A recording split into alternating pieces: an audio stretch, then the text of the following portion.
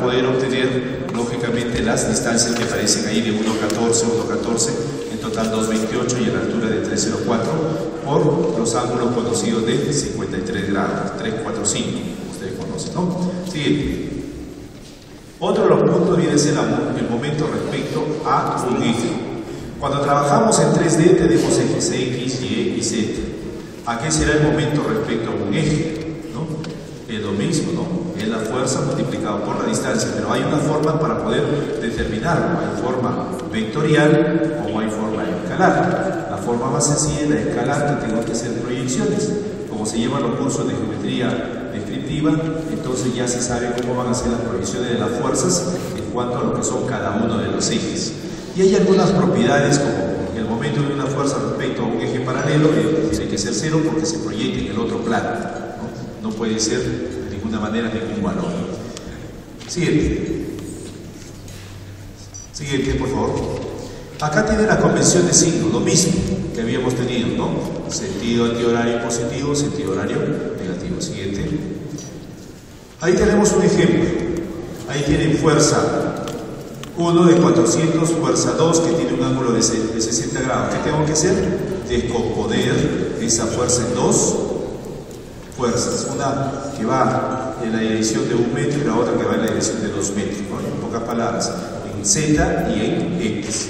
Y la fuerza 3 que vale 5. Siguiente. Entonces ya tenemos las proyecciones de las fuerzas con sus respectivos valores. Ahora, como yo quiero proyectar respecto a un eje, supongamos yo quiero respecto al eje X, lo que tengo que ver es la proyección de las fuerzas en el plano Y, Z. Siguiente. Lo miro, ¿no? Momento respecto a X, plano Y, Z. La anterior. Si yo lo miro la anterior, por favor. Si yo lo miro el problema, me doy cuenta de que la única fuerza que se está proyectando, las únicas son F1 que es de 400 y F4 600 por coseno de 60. F2, por principio, es paralelo al eje X, no va a generar momento, ¿no? F3 también no genera momento. Siguiente. Y obtengo la proyección de la fuerza con las distancias y el momento respecto a dicho eje. Siguiente. Cuando yo quiero en el plano Y, entonces lo que tengo que hacer es la proyección de las fuerzas en XZ. Siguiente. Y cuando yo quiero en el momento respecto a Z, será respecto al plano XY. Simple y llanamente proyecto las fuerzas en ese plano, lo que yo estoy viendo inmediatamente, y con ello después obtengo el momento. ¿El momento respecto a qué? Al punto cero, ¿no? Respecto al punto cero, porque es el eje como tal. Siguiente. Cupla o par de fuerzas. Se dice que una cupla o par de fuerzas son dos fuerzas paralelas en sentidos opuestos, ¿no? Que tienen una distancia que los separa. Y el momento viene a ser la fuerza por la distancia, ¿no? Fuerza por la distancia. Siguiente. Ahí tenemos un problema que son con cuplas o pares de fuerzas, ¿no? Y nos dice, ¿será correcto afirmar que los dos sistemas mostrados son equivalentes? La equivalencia no significa igualdad. La igualdad implica un mismo trabajo, la equivalencia no. La equivalencia viene a ser, en este caso, la sumatoria de las fuerzas en el eje X deben de ser iguales entre los sistemas. La sumatoria de las fuerzas en el eje Y tienen que ser iguales. Y la sumatoria de los momentos también tendrán que ser iguales para que sean equivalentes. Pero la estructura no es igual. La estructura no es igual porque las cargas están aplicadas en distintos lugares, ¿ya? Entonces hay que distinguir igualdad y equivalencia, son dos cosas diferentes. En el primer sistema podemos ver que la sumatoria de las fuerzas en el eje X viene a ser 0, tiene 20 hacia el lado derecho, 20 hacia el lado izquierdo. Esa es una cupla par de fuerzas que tiene una distancia de 0,3, ¿no? La sumatoria de las fuerzas en el eje Y, 0. Vamos al otro sistema 2. Sumatoria de fuerzas en el eje X, 0. Sumatoria de fuerzas en el eje Y, 0. Sumatoria de momentos. Como es una cupla o par de fuerzas en el sistema 1, será 20 por 0,3. Y en el otro sistema será de 10 por 0,2 más el momento de 4. Siguiente. Resultado iguales. Por lo tanto, podríamos indicar que los sistemas son equivalentes, ¿no? Siguiente. Traslación de fuerzas. Cuando ayer hablábamos del análisis sísmico, ¿no? Decíamos se traslada de un lugar a otro. ¿Qué decíamos? La fuerza viene a ser, ¿no? Cuando se traslada hacia otro punto, igual al mismo valor más un momento que va a generar como tal respecto a la distancia. Acá tenemos un caso muy sencillo. La fuerza original está aplicada en el punto F y yo quiero el momento respecto al punto A. Como quiero respecto al punto A, será la fuerza trasladada hasta el punto A, que es F, y el momento viene a ser F por D. F por D, ahí está la dirección del momento, ¿no? Entonces, ese vendría a ser la traslación de la fuerza. Siguiente. Acá tenemos un problema simple, ¿no? Nos pide trasladar todas las fuerzas hacia el punto B, ¿no? Para trasladar todas las fuerzas hacia el punto B, ¿no? Y hay que expresarlo más el momento que se va a generar, ¿no? Entonces yo diría, hasta el punto B actúa la fuerza de 40, 30, 10 y 20. Este es el punto. Voy desde arriba hacia abajo como un voladizo, ¿no? Entonces tengo en las horizontales tengo 10 y 20. 10 de resultado. En la vertical tengo 40 y 30, 70. Y los momentos que son por las distancias. Los momentos que son por la distancia. Siguiente. Obtengo ahí la fuerza que ya estamos indicando, ¿no? Con la orientación y lo que corresponde siguiente, el momento respectivo que se ha calculado respecto a ese punto B. En total ahí está la proyección de la resultante como fuerza. Siguiente. Siguiente. Anterior, por favor. Fuerzas paralelas. Fuerzas paralelas también la vamos a utilizar en plateas de cimentación. Siempre van a existir cargas de columnas, ¿no? Sobre una platea, son fuerzas paralelas, ¿no? Entonces acá se aplica un teorema. Cuando nosotros hablamos de la ingeniería estructural, indicamos que la resultante tiene que estar aplicada en un centro de presión que tiene que coincidir con la capacidad portante por el área de la resultante que se tenga. Solamente así se tendrá una buena distribución, una distribución uniforme de fuerzas en el caso de plateas. Si no se tiene así, vamos a tener momentos de volteo respecto a cada uno de los ejes. Para ello aplicamos el teorema de Varignon, ¿no? En cuanto a lo que son fuerzas paralelas, todas están en un solo eje. La resultante viene a ser la suma de las fuerzas y el momento de la resultante respecto a un eje será igual a la suma de los momentos de la fuerza respecto al mismo eje, ¿no? El momento de la resultante en X e Y vendrá a ser igual a la suma de los momentos tanto en X como en Y de cada una de las fuerzas. Teorema de Varignon, ¿no? Teorema de Varignon. Siguiente. Acá tenemos un ejemplo, una platea pequeña, ¿no? Donde tenemos cargas de 40, 12 P y Q y nos piden determinar P y Q si nos dan el punto de la resultante, significa el centro de presión. Ese centro de presión está en un punto de coordenadas 3 y 3,5. ¿Qué tiene que hacer usted? Primero calcular la resultante total. La resultante vendría a ser 52 más P y más Q. Y luego con esa resultante, siguiente, va a tener que ubicarlo con las coordenadas que nos han indicado, 3 en X, 3,5 en Y, y ahora sí empleamos el teorema de Varignon, ¿no? Teorema de Varignon con cada una de las fuerzas, ¿no? Entonces, anterior, por ejemplo, el momento de la fuerza de 40 respecto al eje X, 0. Momento de la fuerza de 12 respecto al eje X, 12 por 10. Momento de la fuerza P respecto al eje X, P por 4. Siguiente. Con ello calculamos y obtenemos una ecuación. Siguiente. Con la otra ecuación de Varignon vamos a obtener la siguiente ecuación y con ello ya determinamos los valores de P y de Q. Siguiente. También tenemos en cargas paralelas lo que corresponde a cargas distribuidas en forma lineal. Tenemos ahí carga de 1500 Newton, que es una carga puntual. Tenemos carga de 3000 Newton sobre metro, que está sobre una línea. Tenemos cargas uniformes, como esa que se ha indicado. Tenemos carga de forma triangular de 2500 Newton sobre metro y otra en forma trapezoidal. ¿Qué tenemos que hacer? Calcular las resultantes de las acciones de cada una de estas cargas distribuidas. Para una carga distribuida, por ejemplo, la de 3000 en el lado de 3 metros, ¿qué sería? 3000 por 3, 9000. ¿Dónde lo voy a ubicar? En el centro de ese tramo. En el efecto de la carga triangular, 2500, ¿qué haría? Un medio de 3 por 2500. ¿Dónde lo voy a ubicar? 2/3 de 3 a 2 metros del punto A, ¿no? Y así, la carga trapezoidal la tengo que distribuir en una carga uniformemente distribuida y en una carga triangular. Siguiente. Todo ello se está realizando acá. Siguiente. Y ahí están ya todas las cargas y yo asumo una resultante con unas coordenadas x, y. Entonces, ¿qué tengo que aplicar? Teorema de Varignon. Siguiente. Aplicando el teorema de Varignon obtengo la distancia y de la resultante, la distancia en x o la coordenada en x de la misma, ¿no? Siguiente. También hay carga de superficie. Cuando nosotros hacemos un cálculo de una edificación, decimos la carga viva de una vivienda es de 200 kilos por metro cuadrado. Entonces, ¿qué significa? Que es una carga distribuida en toda la superficie donde estamos habitando, ¿no? Eso se denomina carga sobre una superficie, ¿ya? Carga sobre una superficie.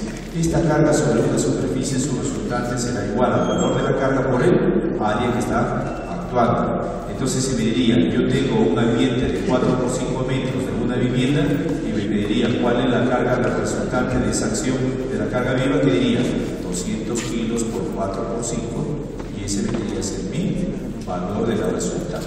¿Dónde lo voy a ubicar? En el centro de ese 4 por 5, el centro de gravedad, ¿no? Entonces lo mismo, acá tengo 3000 newtons sobre metro cuadrado, es carga de superficie, tendría que multiplicar por toda la superficie. Tengo carga triangular sobre la superficie, también tendría que ser la mitad de la acción de una carga uniformemente distribuida, pero con una distancia de 2 a tercios, ¿no? Y la carga en cuanto a lo que es un sector semicircular, 4R sobre 3pi para determinar el lugar o la ubicación de dicha resultante. Siguiente. Ahí está la carga triangular, rectangular y la semicircular. Resultante, siguiente. Y con ello aplicamos simplemente Varignon, porque ya nos están dando, nos piden el valor de A, nos están dando dicha coordenada en Y de 1,073 y obtenemos el valor de A. Siguiente. Cuando hablamos del segundo capítulo de la estática, estamos hablando de equilibrios. Y cuando hablamos de equilibrio sometido a acción de fuerzas, estamos diciendo que hay que aplicar ciertas ecuaciones principales. Estas ecuaciones principales son la sumatoria de las fuerzas respecto a los ejes y sumatoria de momentos. Siguiente. Hay que entender que hay ciertos tipos de restricciones cuando hablamos ya de equilibrio. Siguiente. Los tipos de apoyo que tenemos son apoyos empotrados, que es el número 3, el apoyo fijo, que es el número 1, el apoyo móvil, que es el número 2, y el apoyo elástico, que es el número 4. Siguiente. Este es un apoyo fijo en un puente, ¿no? Para entender el apoyo fijo, ¿no? Entonces, en este puente se tienen los pernos ubicados, como vemos. El único proceso que se va a permitir es la rotación, ¿no? La rotación en cuanto a lo que es, supongamos que esté en el plano XZ, va a ser la rotación alrededor del eje Y, nada más, ¿no? Porque esos pernos de fijación le impiden desplazamientos en X y desplazamiento en Y. Siguiente. Este es un apoyo móvil, también de un puente. Vemos ahí que en el apoyo móvil es como un rodillo, ¿no? Como un rodillo. Y este apoyo móvil ha dejado una cierta holgura. ¿Para qué se deja ese apoyo móvil con cierta holgura? Como ustedes saben, el apoyo móvil se va a tener que trasladar, ¿no? Se va a tener que trasladar, pero no se va a poder trasladar libremente, tendrá un límite en cuanto a lo que es la traslación, ¿no?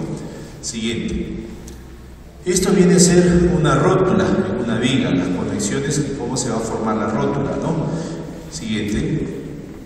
Esto es un nudo rígido de una armadura, el nudo de conexión de una armadura, ¿no? Cómo están conectadas las barras de la armadura. Siguiente. Entonces, hacemos lo primero para calcular reacciones, un diagrama de cuerpo libre. El diagrama de cuerpo libre significa la liberación de los apoyos y reemplazar por cada uno de sus acciones como variables, ¿no? Entonces tenemos, por ejemplo, esta viga que es hiperestática, que tiene un empotramiento, que hay 3 reacciones en el plano, una vertical, una horizontal y un momento perpendicular respecto al eje perpendicular al plano que estamos observando. Esa fuerza de 250 en el diagrama de cuerpo libre voy a tener que descomponer en una vertical y una horizontal. El momento queda como tal, pero la carga trapezoidal voy a dividir en una carga uniforme y una carga triangular, ¿no? Y el apoyo B, que es un apoyo móvil, voy a tener que reemplazarlo por su componente de reacción. Siguiente. Entonces ahí están las resultantes y en la parte inferior ya el diagrama del cuerpo libre debidamente acotado, ¿no? Siguiente. Cuando ya hice mi diagrama de cuerpo libre, ya puedo calcular mis reacciones, ¿no? Por ejemplo, tenemos acá una armadura con esas fuerzas. Entonces, las reacciones, yo sé que en el apoyo A, por ser fijo, hay dos reacciones, una vertical y una horizontal. Y en el apoyo P hay otra reacción que vendría a ser una vertical, ¿no? Entonces, si yo quiero encontrar la reacción en P, tengo que hacer sumatoria de momentos en A. Ahí se van a eliminar las dos componentes de reacción y me quedaría libre la vertical en P. Siguiente. Y así lo hago. Tengo la vertical en P. Después, ¿qué tengo que hacer? Equilibrio, sumatoria de fuerzas verticales, encuentro la vertical en A, sumatoria de fuerzas horizontales, la horizontal en A. Siguiente. En este caso se tiene una barra de eje doblado, ¿no? Tipo pórtico. En el lado izquierdo, en el apoyo A, es un apoyo fijo, vertical y horizontal como componente de reacción. Y en el apoyo C, una componente que es la vertical. Como ustedes verán, hay carga de 900 que baja hasta 300, ¿no? Entonces, ¿qué es lo que tengo que hacer? Calcular sus resultantes. ¿Dónde van a estar ubicadas? En carga triangular. Una hacia abajo, otra hacia arriba, ¿no? Esa carga de 600 kilogramos sobre metro, también, ¿no? Voy a tener que multiplicarlo por 5, que es la distancia, obtengo su resultante y luego la decompongo en una vertical y en una horizontal. Y me dice de que el peso es de 330 de toda la barra doblada. Si es 330, tengo que decomponerlo en forma proporcional a su longitud. Tengo 6 metros y 5 son 11 metros. 11 metros para 330 significa 30 kilos por cada metro. Entonces, en el sector AB debería ser 6 por 30, 180, y en el sector BC 150, ¿no? Siguiente. Esas están descompuestas ahí, y ahí están los pesos con todas las resultantes que se tienen. Y con ello yo ya hice mi diagrama de cuerpo libre y puedo determinar las reacciones. Sumatoria de momentos en A, encuentro la vertical en C, luego sumatoria de fuerzas verticales, en vertical en A, y sumatoria de fuerzas horizontales, la horizontal en A. Siguiente. ¿Qué hacer cuando se tenga una rótula? Casi un mismo esquema de problema. En este caso nos dice que la barra AB pesa 200 y la barra BC pesa 100, y nos piden las componentes en A y en C. En rótula yo ya coloco mi fuerza en la barra BC y en el centro. ¿Y qué tengo que hacer para calcular la reacción? Corto en la rótula, siguiente, diagrama de cuerpo libre, corto en la rótula y me aparecen dos fuerzas internas, una vertical y una horizontal, y determino la vertical en C. Determino la vertical en C, luego por equilibrio la vertical en B, la horizontal en 0, siguiente, y lo traslado hacia el otro lado para hacer el equilibrio. Pero al trasladarlo hacia el otro lado, anterior, usted verá que la vertical en B le salió de 50 hacia arriba, siguiente, y ahora estamos colocando 50 hacia abajo, porque así se trabaja para el equilibrio de fuerzas internas en rótulas, ¿no? Y ahora sí ya me quedan tres incógnitas, vertical, horizontal y momento. Por la estática lo puedo determinar. Siguiente. ¿Qué hago cuando tengo un arco y quiero calcular sus reacciones, ¿no? En este arco yo me doy cuenta que en el apoyo A hay dos reacciones y en el apoyo C también hay dos reacciones. Si yo ejecuto sumatoria de momentos respecto al apoyo A, me doy cuenta que la horizontal en C va a pasar por ese punto, por lo tanto desaparece y yo tengo la vertical en C.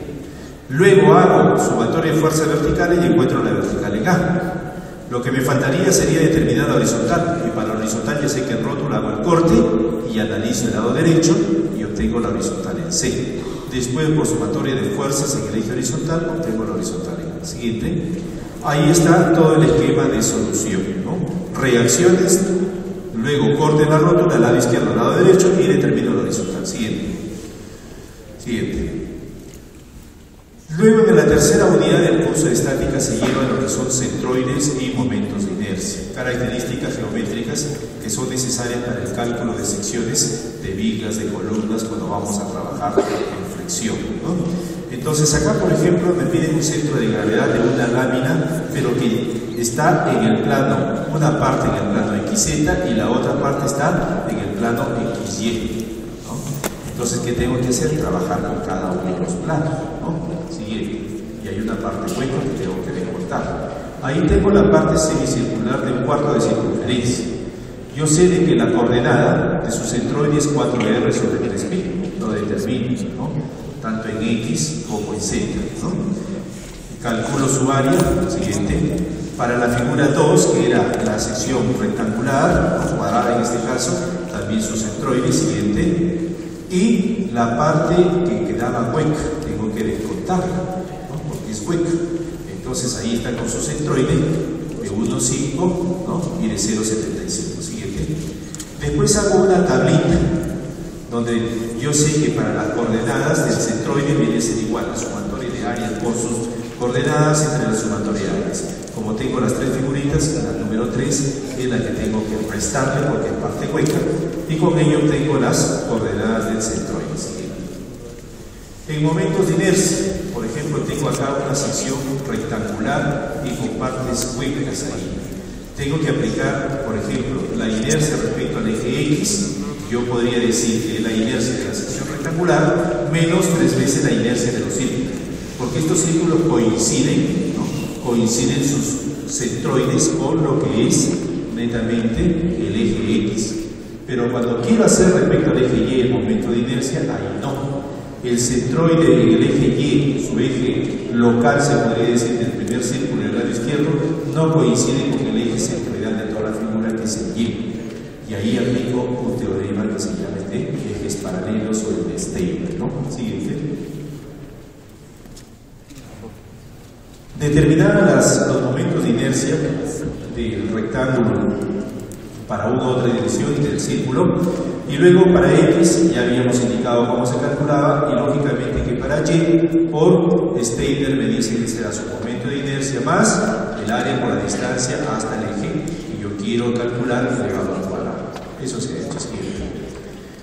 Luego en la unidad número 4 del curso de estática se lleva armaduras, ¿no? Y se entiende como una armadura, ya habíamos visto, un número de barras compuestas formadas en forma de triángulos, ¿no? Y que trabajan en tracción o compresión. Siguiente. Ahí tenemos una nave industrial. Siguiente. Se colocan los largueros y luego se hace lo que es la cubierta, ¿no? Una nave industrial. Toda esa parte de la cubierta viene a ser una armadura. La armadura no solamente se utiliza en cubiertas, también se utiliza en puentes, ¿no? Siguiente. Cuando trabajamos con armaduras, rápidamente debemos de determinar lo que son barras nulas, ¿no? Barras nulas no significa que es una barra que no me hace falta dentro de la armadura. Es una barra que me va a ayudar para que la armadura no sea hipostática, ¿no? Es decir, no sea inestable, ¿no? Pero esta barra nula, su fuerza es 0, ¿sí? La fuerza interna es 0. Por ejemplo, en el caso A, tenemos dos barras de una que convergen hacia un nudo y no está cargada. ¿Qué podríamos decir? Esas dos barras son nulas, ¿no? Son nulas. Porque si yo hago mi método de equilibrio de esas fuerzas concurrentes en Y, me voy a dar cuenta que la fuerza EPC, componente Y, el ángulo no es 0, ¿no? No es el seno del ángulo no es 0. Entonces lo único que me va a dar es que la fuerza es 0. En la parte B me dice 3 barras que convergen en un nudo donde 2 de ellas están en la misma dirección y la tercera en una dirección arbitraria, entonces esa tercera barra es nula, esa barra es nula. Y las otras dos son iguales, siempre y cuando el nudo no esté cargado, ¿no? Y la parte C me dice, tienes 2 barras, pero el nudo está cargado y va en la dirección de una de las barras, entonces la segunda barra es nula, fuerza interna igual a 0, ¿no? Siguiente. Para el método de los nudos, nosotros utilizamos en armaduras el equilibrio son fuerzas concurrentes, por lo tanto vamos a utilizar lo que son sumatoria de fuerzas en el eje horizontal y sumatoria de fuerzas en el eje vertical, ¿no? Es lo que vamos a utilizar. Siguiente. En este caso nos dan un ejemplo de una armadura, ¿no? De una armadura. En esta armadura lo que nos están pidiendo es determinar las fuerzas en las barras CT y en la barra TF. Si yo empiezo por el método de los nudos a calcular primero reacciones en A y en F, y luego de calcular las reacciones voy nudo por nudo empezando desde A y continúo analizando los equilibrios, me voy a demorar muchísimo. Entonces, cuando ustedes tengan un problema, yo siempre les recomiendo a mis alumnos, primero es para pensar antes de abordar el problema, ¿no? Usted no puede ser meramente mecánico directamente aplicar algo, no, sino usted tiene que pensar cuál va a ser la estrategia o el planteamiento que le va a dar el problema y que va a ser el más corto. O sea, lo que se trata es de que el problema usted lo resuelve en el menor tiempo posible, porque todo examen tiene un tiempo prudente para la resolución de cada uno de los problemas, ¿no? Entonces, yo no podría hacer eso, mejor empiezo del equilibrio del nudo E. El equilibrio del nudo E, yo calculo la barra, la fuerza interna de la barra ED y la barra EF. Una vez que he calculado esa fuerza interna y esas dos barras, yo ahora sí paso al siguiente nudo, al nudo D, porque mis incógnitas DC y DF me quedan como las únicas variables que son las que yo debo de calcular, porque la fuerza de E ya la tengo. Siguiente.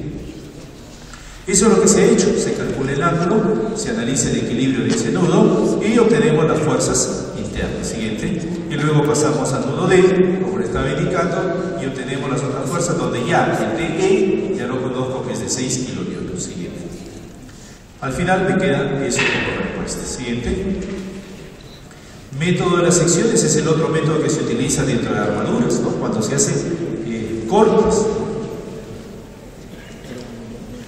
Por ejemplo, acá nos están dando ya un corte predefinido, nos dice el corte 1.1 y nos piden calcular las fuerzas en las barras CD, KD y KJ, ¿no?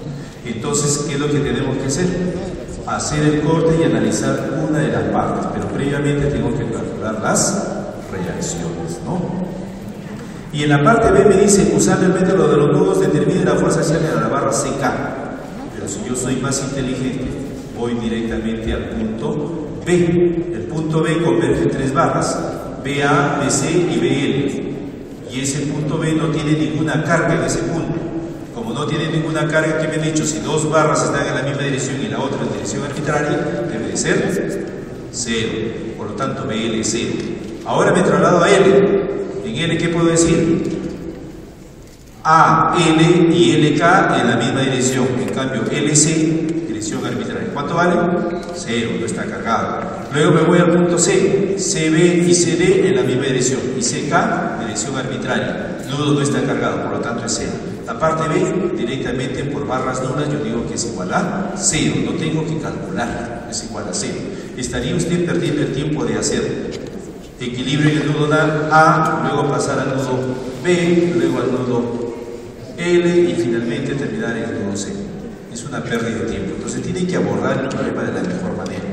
Hace el corte, siguiente, y analiza, ¿no? Para corte se permiten tres ecuaciones: sumatoria de fuerzas o sumatoria de momentos respecto a los puntos donde se van a intersectar. Por ejemplo, si quiero calcular la fuerza en KJ, el punto del momento tiene que ser D, porque ahí converge. Si quiero calcular la fuerza en KD, tengo que buscar que CD y KJ se van a intersectar. ¿Dónde va a ser? Punto A, ¿no? Si quiero la fuerza en CD, tengo que determinar dónde KD y KJ se intersectan, punto K. Y efectúo mi sumatoria de momentos y obtengo las fuerzas internas. Siguiente. Pero no es la única forma como yo puedo hacer lo que son los cortes, ¿no? Hay diferentes cortes. Por ejemplo, acá se le da un corte ya de ayuda, se podría decir al estudiante, ¿no? Pero si no me lo dan, yo tengo que poder determinar dicho corte, ¿no? Le piden determinar las fuerzas en las barras EF y BC. En esas fuerzas de esas barras, que tiene que ser ese corte que está predefinido. Y ve la parte superior, no es necesario calcular reacciones. Siguiente. Ahí está el corte, como ustedes ven. Yo quiero EF, ¿qué hago? Tengo cuatro incógnitas: BC, CH, EH y EF. Pero si hago sumatoria de momentos en C, se anulan 3 y me queda EF único. Sumatoria en C y calculo EF. Y luego, por sumatoria de fuerzas verticales, obtengo BC. Siguiente. Acá me están pidiendo las fuerzas axiales en la barra EL y AH, arriba y abajo. ¿Qué tengo que hacer? un corte tipo S, ¿no? Un corte tipo S. Siguiente, calculo reacciones y ahí está el corte tipo S, ¿no? Hago mi corte tipo S y como me hace falta una de ellas, si yo quiero L, entonces donde es AH lo voy a eliminar, punto H, ¿no? Y obtengo mi fuerza en L. Y luego por sumatoria de fuerzas en el eje horizontal, obtengo la otra. Siguiente. Sigan. La última unidad dentro del curso de estática son diagramas de fuerzas internas. En diagrama de fuerzas internas, para el cortante debemos de recordar que la ecuación, si yo hago la derivada de la ecuación del momento respecto a la distancia, voy a obtener lo que es el valor de la cortante, ¿no? El valor de la cortante, ¿no? Pero también hay formas, no solamente de ecuaciones, también hay formas de los métodos gráficos que son mucho más rápidos, ¿no? En función de áreas, porque si yo hago esa cortante por la diferencial y lo integro al momento, me doy cuenta que el momento es igual al área de la cortante, el área de la cortante. Entonces, el diagrama de momento será igual al área del diagrama de cortante, siempre y cuando las cargas sean puntuales y uniformemente distribuidas, ¿no? Cuando ya tenemos cargas triangulares, ahí va a tener que elaborar de todas maneras la ecuación, ¿no? Siguiente.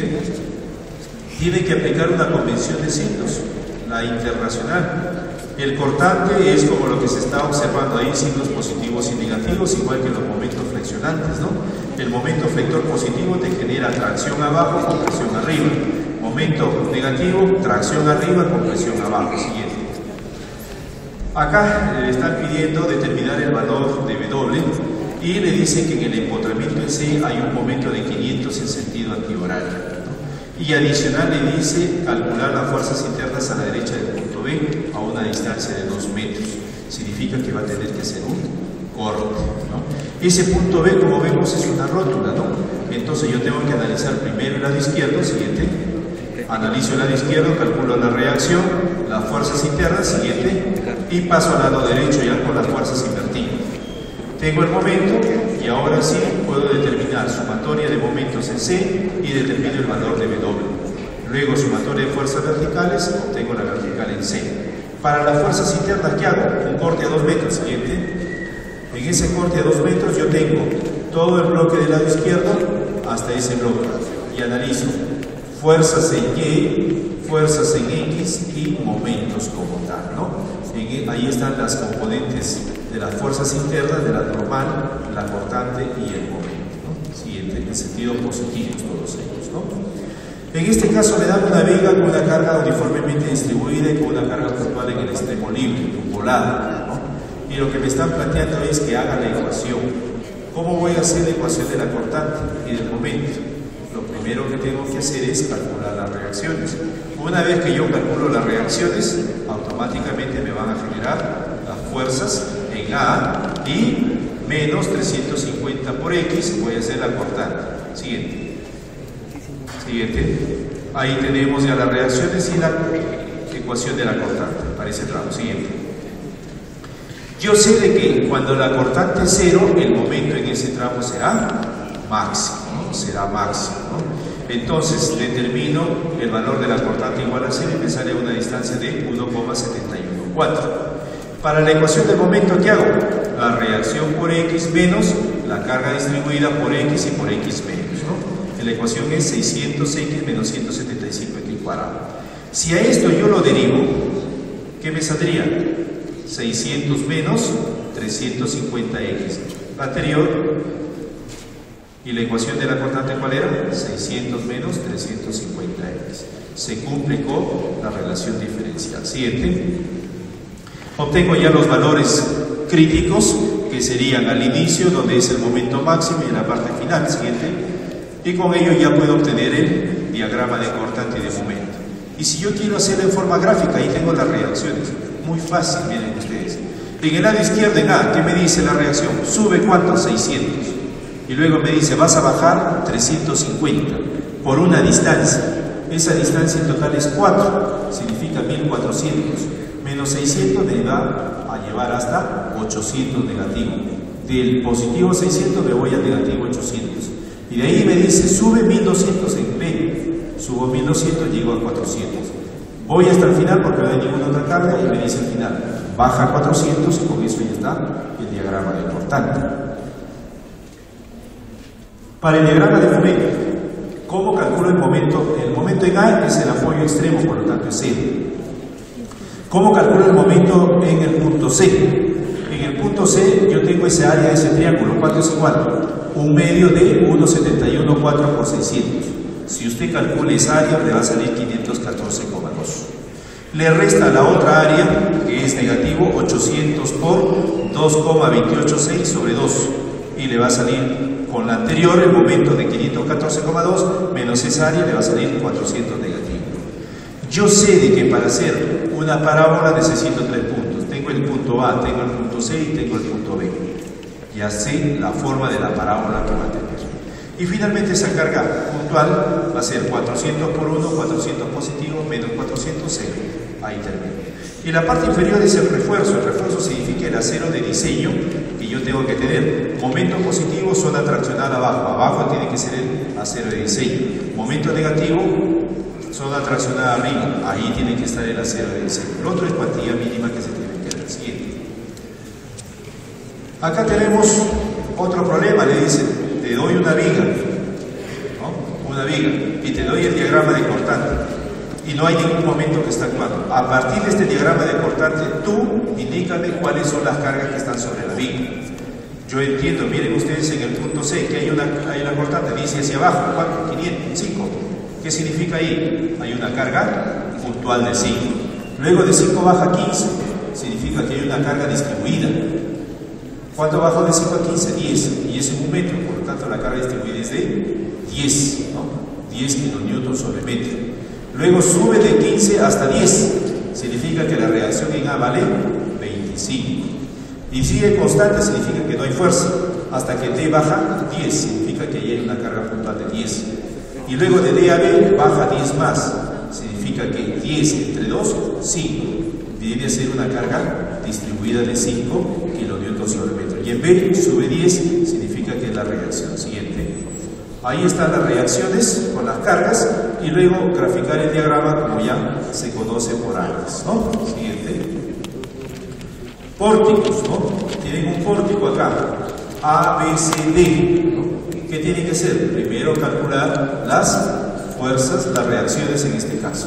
Y después ver cada uno de los tramos. Acá en el AB es una barra inclinada, por lo tanto tengo que descomponerlo. Siguiente. Ahí está, la axial, la descompongo la reacción en A, ¿no? La descompongo por el ángulo determinado y obtengo el valor de la fuerza axial. En el otro lado, por el apoyo móvil, no existe fuerza axial. Siguiente. Diagrama de cortante, ¿no? En el diagrama de cortante también, yo sé que el corte es perpendicular a la barra, por lo tanto yo tengo que proyectar todas las fuerzas en forma perpendicular. Pero hay un punto donde va a pasar de positivo a negativo. Para pasar de positivo a negativo también debo de determinar la distancia porque ahí se va a producir el momento máximo. Siguiente. Siga. Ahí está el diagrama también de momento, ¿no? Finalmente el que se obtiene, ¿no? Siguiente. Con esto termino con un mensaje que dice: el esfuerzo de hoy, anterior por favor, el esfuerzo de hoy será el futuro de mañana. Todo lo que ustedes hagan en la etapa de estudiante van a ver recompensado todo ese esfuerzo cuando sean profesionales, ¿no? Pero si hoy en día usted no se esfuerza por ser alguien relevante dentro de la ingeniería como un estudiante de calidad, tenga la seguridad que su futuro es totalmente incierto, ¿no? Por eso le dice: planifica bien tu vida.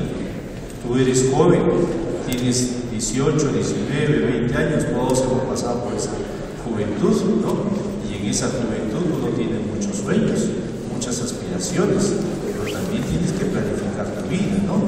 Por ejemplo, si te invitan a una reunión, pero tú tienes un examen, no vas a asistir a la reunión, porque realmente tienes la obligación de hacer un trabajo. El día de ayer me pidieron esta conferencia, ¿no? Y yo tenía la obligación de presentarles el día de hoy esta conferencia en un curso rápido de la estática. Poco tiempo, ¿no? Tuve que estar trabajando en la noche, me había estado desde las 5:30 de la mañana, ¿no? Porque ese es lo que yo tengo que hacer, ¿no? Yo no puedo quedar mal ante ustedes, ¿no? De ninguna manera. meramente los organizadores. Entonces tengo que planificar. Fácil hubiese sido quedarme dormido y bueno, presentar cualquier cosa, de eso no se trata. Entonces ustedes planifiquen bien, mis amigos. No piensen que la vida es una cuestión de vivir el día a día sin pensar en lo que van a hacer. No vivan el día, piensen en mañana, planifiquen su futuro. Nunca vivan sin metas, vivan con metas. Y las metas nunca las tomen como algo pequeño. Las metas tienen que ser grandes. Sus sueños, mientras más grandes, mejor será su realidad. Por eso le dicen, si planificas bien tu vida, lograrás el éxito. Si no lo planificas, lastimosamente serás uno más de todo esa gran masa de ingenieros civiles de mando medio bajo. Yo creo que ustedes no quieren estar en ese rubro, y si no quieren estar, piensen pues y empiecen a trabajar. Muchísimas gracias, y ahí está el correo, el blog y el canal de YouTube.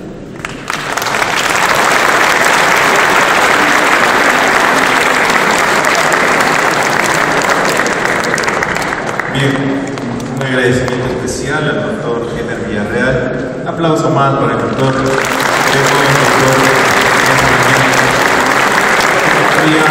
Pero agradeciéndole nuevamente por compartir ese conocimiento que también imparte en las universidades. Queremos entregarle este pequeño recuerdo el día de hoy. La única esperanza, que es nuestro libro misionero, ¿sí? Si podemos hacerle alcance, doctor, para que pueda usted también leer algo de lo que como fundamento y principio nosotros creemos y tenemos. Muchas gracias, doctor. Muchas gracias.